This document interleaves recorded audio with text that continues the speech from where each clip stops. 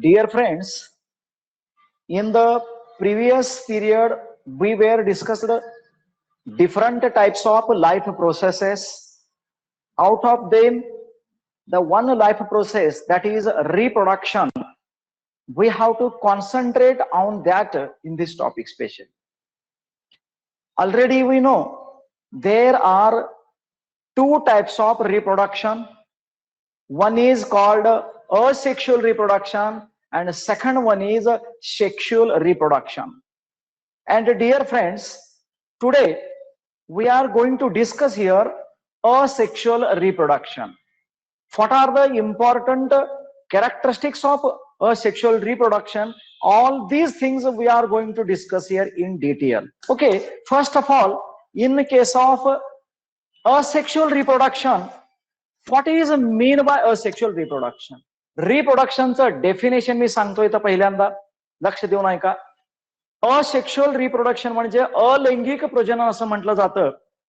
And in case of asexual reproduction, the process of formation of new organism, the process of formation of new organism by an organism of same species without involvement of gametes.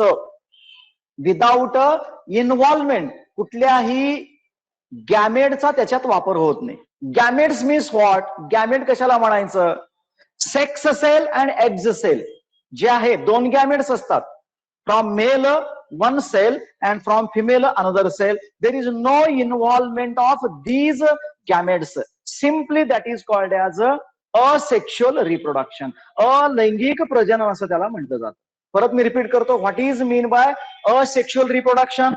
Process of formation of an new organism by an organism. बघा, नवीन ऑर्गॅनिझमची उत्पत्ती होते, but by an organism of same species without involvement of gametes. अतिशय interesting factor आहे. कुठल्याही गॅमेटचा याच्यामध्ये वापर न होता नवीन जीवाची उत्पत्ती होत असते. आणि मुळातच काय महत्वाचे कॅरेक्टरिस्टिक आहेत पहा असेक्शुअल रिप्रोडक्शनचे. In asexual reproduction it does not involve two gametes. दोन गॅमेट्स तिथं नसतात.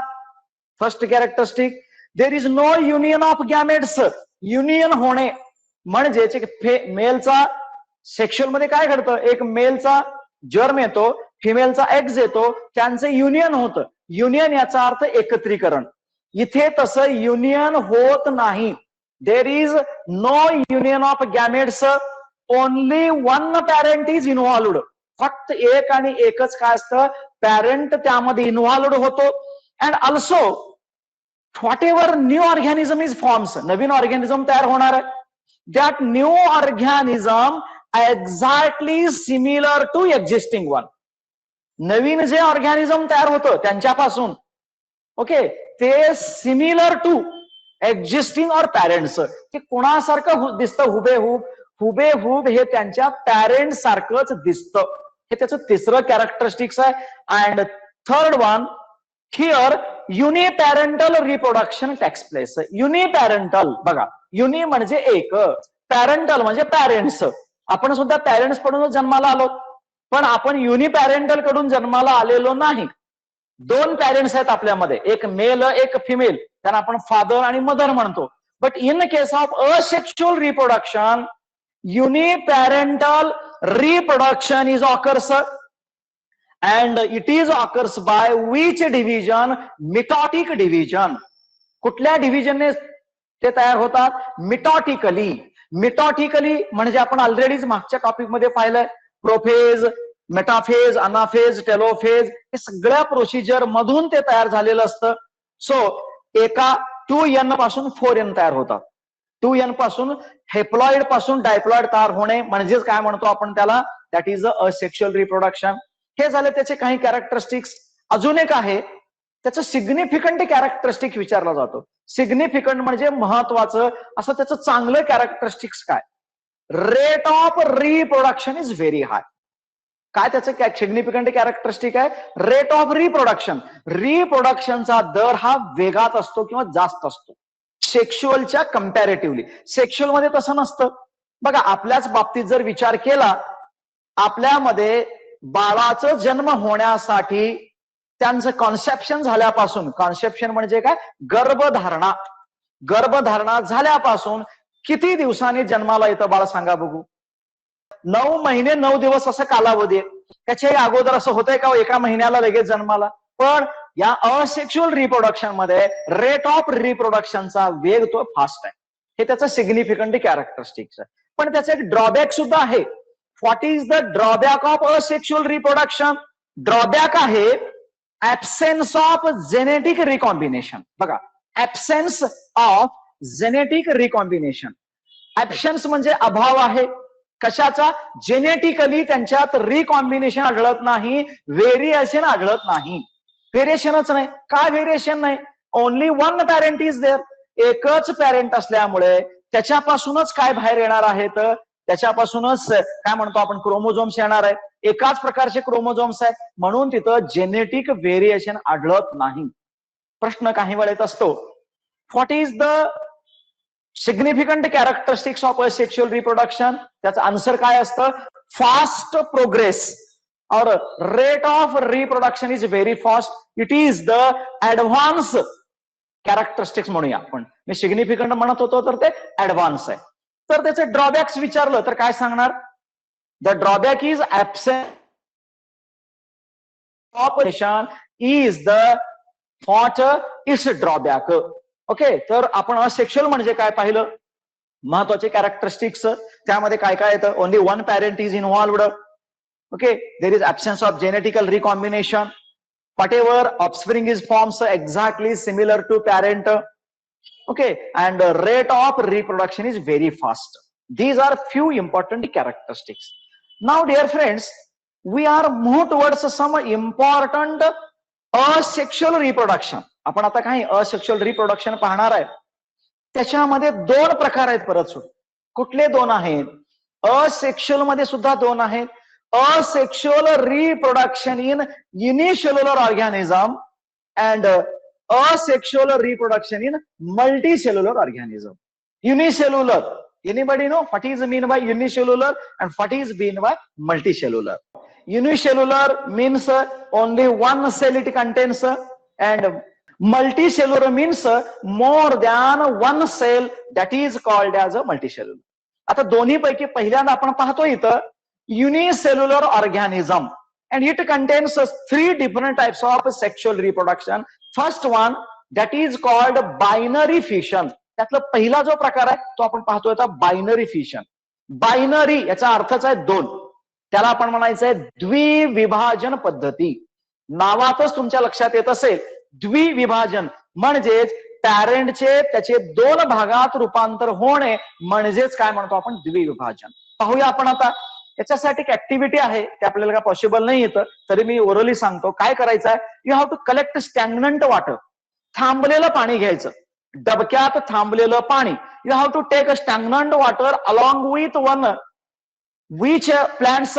त्या प्लांटचं नाव ऍक्वॅटिक प्लांट्स, जली वनस्पती घ्यायचं गढूळ पाण्यातून. And that water added some grain wheat. त्याच्यामध्ये गहूचं जे व्हीट असतंय ते टाकायचं अँड केप्ट फॉर 3-4 days. 3-4 दिवस ठेवायचं. And after 4th days in the morning session, सकाळी उठल्यानंतर we have to collect that water, drop of water on the 4th day. 4थ्या दिवशी त्यात पाणी घ्यायचं and it is kept on the slide. स्लाइडवर ठेवायचं and that slide keep under the compound microscope. Kept under the compound microscope. Compound मायक्रोस्कोपच्या खाली ठेवायचा. Then definitely you can observe Paramecium, amoeba, as well as Euglena type of microorganism. All these are the unicellular organism. Let us see what happened in case of binary fission. See, in front of you there is one chart. तुमच्या समोर एक chart दिसतंय, मी जवळ येतो त्यासाठी. While we discussing here, तुम्ही जेव्हा आपण लक्ष देऊन पाहता, see here binary fission. In case of binary fission in occurs amoeba. एक पिक्चर दिसतंय amoeba. Second, binary fission occurs in Paramecium. and also binary fission occurs in euglena. These all are the unicellular organism. हे सगळे काय आहेत? Unicellular organism आहेत. आता नेमकं binary fission कशाला म्हणायचं पहा, तुम्हाला सांगतो. प्रोकॅरियोटिक, प्रो अँड युकॅरियोटिक आपण बघूया, त्याच्यासाठी 2 मिनिट घालूया. कोण सांगेल what is mean by prokaryotic and what is mean by eukaryotic? Okay, बघा मी सांगतो.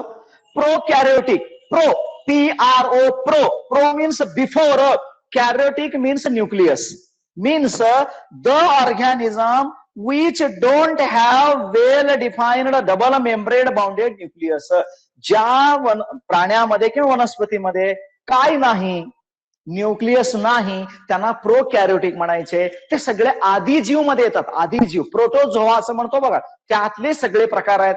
आणि युकॅरियोटिक, EU स्पेलिंग बघा, EU KROYTIC. यू म्हणजे ट्रू, ट्रू म्हणजे खरं खरं, म्हणजे ज्या वनस्पतीमध्ये किंवा प्राण्याच्या न्यूक्लियस, प्राण्यामध्ये काय आहे, वेल डबल मेम्ब्रेन बाउंडेड न्यूक्लियस आहे, त्याला आपण युकॅरियोटिक म्हणतो सिम्पली. मग आता हा बायनरी फिशन कशात आढळून येतो? This occurs only in case of prokaryotic. Prokaryotic मध्ये आढळून येतं. For example amoeba. Then we observing here. आता इथं काय घडतं? प्रोटिस्टा, बघा तुम्हाला आता सांगितलं मी, प्रोटिस्टामध्ये कोण आहे? अमिबा आहे, पॅरमोसियम आहे आणि युग्लिन आहे. All these examples belongs to which one? प्रोकॅरियोटिक.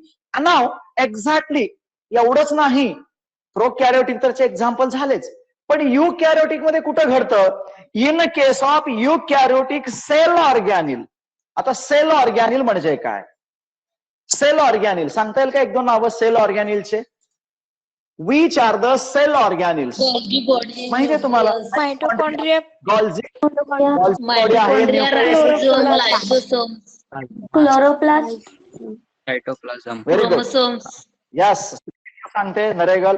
Best best best. Chromosomes, all these are cell organelle. तर युकॅरियोटिक मध्ये असणाऱ्या मायटोकॉन्ड्रियामध्ये आणि क्लोरोप्लास्ट मध्ये सुद्धा काय घडून येतं? या पद्धतीचं बायनरी फिशन घडून येतं. बायनरी फिशन प्रोकॅरियोटिक मध्ये पण घडतं, पण ते कुठले? Amoeba, euglena, paramecium. आणि युकॅरियोटिकचे ऑर्गॅनिझम नाही, तर ते काय आहेत? सेल ऑर्गॅनिल्स आहेत. For example mitochondria and chloroplast. In those also binary fission takes place. But what is exactly mean by binary fission? Binary fission कशाला म्हणायचं एक्झॅक्टली? पहा, त्याचं डेफिनेशन सांगतो. Binary fission means the parent cell, बघा parent cell, the parent cell divide होतो तो, त्याचे 2 भाग होतात. आता इथे तुम्ही पाहू शकता. The parent cell divides and turn into 2 equal daughter cell. आणि त्यांचं रूपांतर कशात होत असतं? 2 इक्वल डॉटर सेल मध्ये होत असतं. And these are look similar to each other. आणि हे काय असतात? हुबेहूब त्यांच्या सारखेच दिसतात. त्यांना काय म्हणतो आपण? बायनरी फिशन म्हणतो. And this binary fission takes place by mitotically or amitotically. कुठल्या पद्धतीने बायनरी फिशन त्यांच्यात घडतं? तर मिटॉसिस किंवा amitosis. What is mean by mitosis? You know, in the mitosis process, several steps are there. भरपूर steps आहेत. कुठले कुठले आहेत? Prophase, metaphase, anaphase, telophase, karyokinesis. All these steps occurs in the mitosis. या पद्धतीने घडतं. आणि काही वेळा कसं घडतं? अमिटॉटिकली. अमिटॉटिकली म्हणजे डायरेक्ट सेल डिव्हिजन. लक्षात घ्या, अमिटॉटिकली म्हणजे काय? डायरेक्ट सेल डिव्हिजन होतं. हे कुठलेही प्रोसेस न घडता ह्या दोन्ही पद्धतीने काय घडत असतं? In case of binary fission, what happen? Mitotically और amitotically. Actually in the case of binary there are again 3 examples. Different examples are there. First example, listen, this is simple binary fission in amoeba. Simple binary fission occurs in amoeba. Number 2, these 2 are called as, one is called as longitudinal and third one is called as a transverse. Transverse आणि अजून कुठला आहे? तर longitudinal. पॅरमोसियम मध्ये जे घडतं ते transverse आहे. ट्रान्सवर्स म्हणजे आडवा काप. हे पहा, असं मधोमध कापणे, हे जे पद्धत आहे त्याला म्हणायचं ट्रान्सव्हर्स बायनरी फिशन. पेपरला कसं येतं, मॅच द पेअर्स. इकडे अमिबा, पॅर्मोसियम, युग्लिना, आणि इकडे काय असणार उत्तर, पॅर्मोसियम असेल तर ट्रान्सव्हर्स बायनरी फिशन, अमिबा असेल तर सिंपल बायनरी फिशन, आणि युग्लिना असेल तर लॉन्जिट्युडिनल. लॉन्जिट्युडिनल म्हणजे असा उभा काप आहे. Longitudinal binary fission. These are the different types of fission occurs in case of amoeba, euglena and paramecium. असे तुमच्या समोर 3 पिक्चर दिसत आहेत, तुम्ही नीट पाहू शकता. हे जे आहे याला सिंपल म्हणायचं, याला ट्रान्सव्हर्स म्हणायचं, आणि ही जी प्रोसेस आहे युग्लिनाची त्याला आपण म्हणतो longitudinal binary fission. Simply these are the first type of sexual reproduction. आता पहिलं झालं, आता दुसऱ्याकडे जातोय. दुसरं कशाचं असणार आहे, मल्टिपल बायनरी फिशन. मी तर लिहितोय नंबर 1, नंबर 2, तर कुठला आहे हा, मल्टिपल बायनरी. आता मल्टिपल म्हणजे काय, मल्टिपल म्हणजे बहुविभाजन पद्धती. सरळ सरळ लक्षात येतं, एकापासून 2 होणे म्हणजे त्याला बायनरी फिशन म्हणतोय, आणि मल्टिपल म्हणजे एकापासून अनेक. दुसरा प्रकार बघतो आपण, मल्टिपल बायनरी फिशन, बहुविभाजन पद्धती. एका अमिबापासून अनेक अमिबास तयार होतात. आता एकापासून 2 होते, आता अनेक. पाहूया आता काय घडतं याच्यामध्ये. In case of amoeba, it is also one type of asexual reproduction. What will happen here, amoeba, you know amoeba, simply amoeba माहित आहे तुम्हाला सगळ्यांना. ओके, अमिबाला हे काय असतं सांगता येईल का कोणाला, anybody know what is this one, त्याला काय असतं, this part is called as, pseudopodia. ह्या पार्ट काय म्हणायचं, very nice, it is called as pseudopodia. Pseudopodia, pseudopodia असं का म्हणतात माहितीये, त्याला पारापाद असं म्हटलं जातं. फॉल्स लेग, फॉल्स म्हणजे खोटे खोटे, कारण की त्याला प्रत्यक्षात एका सेकंदाला त्याच्यापेक्षा कमी वेळा त्याचा आकार बदलतो, म्हणून त्याला पर्टिक्युलर साईज अँड शेप नाही, म्हणून ह्याला सिडोपोडिया असं म्हणतोय. It has a pseudopodia. आता आपण मल्टिपल फिशन कडे येतोय. काय घडतं नेमकं बघा, in case of amoeba and some other protist, त्याच्या व्यतिरिक्त अजून काय protist, okay, unicellular organism which stops their formation of pseudopodia. त्यांचं ते फॉर्मेशन आहे का नाही, सिडोपोडिया तयार व्हायचं ते थांबतं. कधी थांबतं, when there movement is stop because of lack of food and other type of adverse condition. Lack of food, अन्न मिळत नसेल तेव्हा, त्यांना जेव्हा अन्न मिळायचं थांबतं, किंवा प्रतिकूल परिस्थिती असते त्यांच्यासाठी, ऍडव्हर्स कंडिशन. आपण म्हणतो बघा आपल्यासाठी वाईट काळ आलेला आहे, आपण आता जपून राहावं, तसं त्या अमिबाचा जो सिडोपोडिया आहे तो थांबतो व्हायचा, निर्माण व्हायचा. कधी, जेव्हा त्याला अन्न मिळायचं थांबतं किंवा काहीतरी कठीण परिस्थिती असते, in adverse condition, then what happen, it becomes almost round.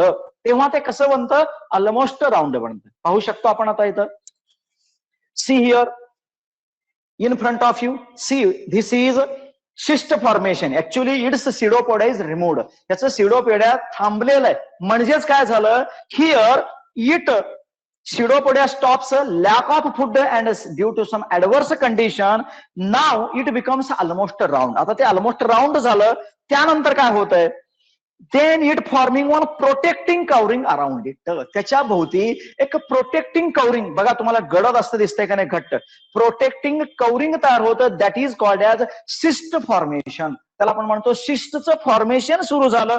And plasma membrane, now it encysted amoeba. आता हा इनसिस्टेड अमिबा आहे. This encysted amoeba and other protist is called cyst. हा सिस्ट आहे. Now in this cyst, okay, ह्या cyst मध्ये काय होतंय, many न्यूक्लियाज R form. याच्यामध्ये अनेक न्यूक्लियाय तयार होतात बाय रिपीटेटिव्ह मिटॉटिक डिव्हिजन. कुठल्या पद्धतीमुळं, रिपीटेटिव्ह मिटॉटिक डिव्हिजन मुळे शिस्ट तयार झाला, त्यात मेनी न्यूक्लियस तयार झाले. And it follows by cytoplasmic division. हे सगळे सायटोप्लाझ्म मध्ये घडत असतं. And now what happen, so many amoebas are forms, not one, more than one amoebas are forms, and in adverse condition all these are contains in the cyst, but when there is favorable condition, जेव्हा तिथे एक favourable condition असते, योग्य condition आहे, this cyst breakdown, हा cyst काय होतो, breakdown होतो, and all the amoebas are released from that cyst. तेव्हा त्याच्यातले amoebulae are released. Amoebulae means this is so many amoebas are forms. अनेक अमिबाज त्याच्यातून काय होतात, बाहेर पडतात. पाहू शकतो तुम्ही काय आहे. फर्स्ट प्रोसिजर काय आहे, इट रिमोइड्स न्यूक्लियायझर forms and so many amibolize are forms. These are released in the favorable condition. Favorable condition मध्ये त्याच्यातले अनेक अमिबाज बाहेर पडतात. Almost round pseudopodia is removed, lack of food, therefore what happen, almost round and insisted there is many times mitotic division and nucleus forms, and these nucleus turn into amibolize, and in favorable condition when cyst breaks up then all released. So it is called as multiple fission. Example. Okay, कोणी तयार असतील तर आपण त्यांचं welcome करूया. थांबतोय. ठीक आहे, धन्यवाद.